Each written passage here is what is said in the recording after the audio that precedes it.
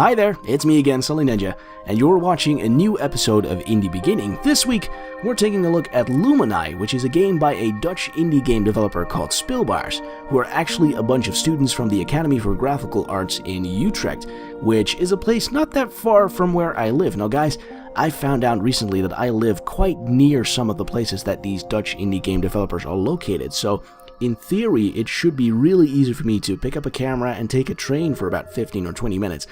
And just try and get an interview with these guys. That's kind of a direction I want to take the channel in, and I just want to see if I can get that up on the channel. Most indie game developers are quite welcoming if you tell them that you are interested in featuring them on your YouTube channel, especially if you feature indie games like I do. So I hope that is a thing that we can realize. That may be something for the future, but if it's something that you guys will be interested in, I'll definitely try and make that work. Back to the game, shall we?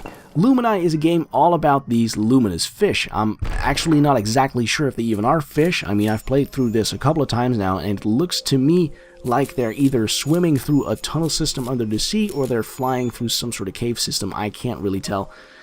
The game is currently in alpha, so it might be missing some features, but the core gameplay is there, which mainly consists of collecting these blue glowing plant things and then dropping them off at these huge stone crystals, which then spew out new members for your school of flying fish. Now, of course, you want to make your school of flying fish as big as you can, because the enemies that you're going to be encountering later on are going to be pretty big as well. So it's either you have a small group and you can quickly swim away, or you have a big group and you're going to be able to overwhelm those enemies.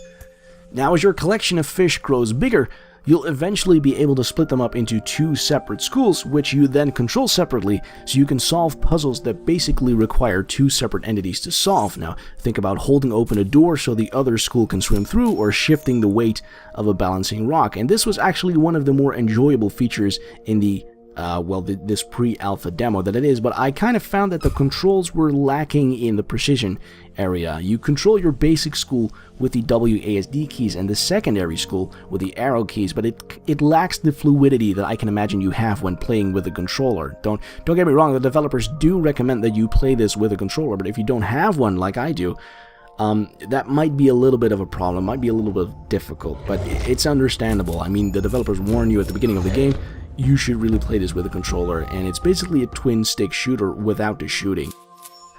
Out of all things that stood out to me, I mean, the music is absolutely breathtaking and the graphics are gorgeous, but especially considering that this game is currently in a pre-alpha state, so what stood out most for me was that special indie feeling, that feeling that you get when you play a game that is all about exploration. It's something that you'd expect all indie games to have, but there's actually not that many out there that gave me this feeling. Now, I know this may not mean much to you if you don't know what I'm talking about, but if you do, then you'll definitely agree with me once you've played through this.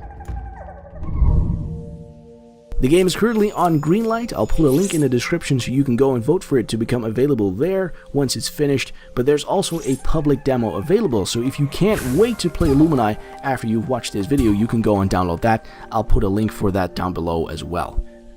That about wraps it up for this week. Stay tuned for a new episode of Indie Beginning next Friday. As always, thank you for watching, and I'll see you guys next time.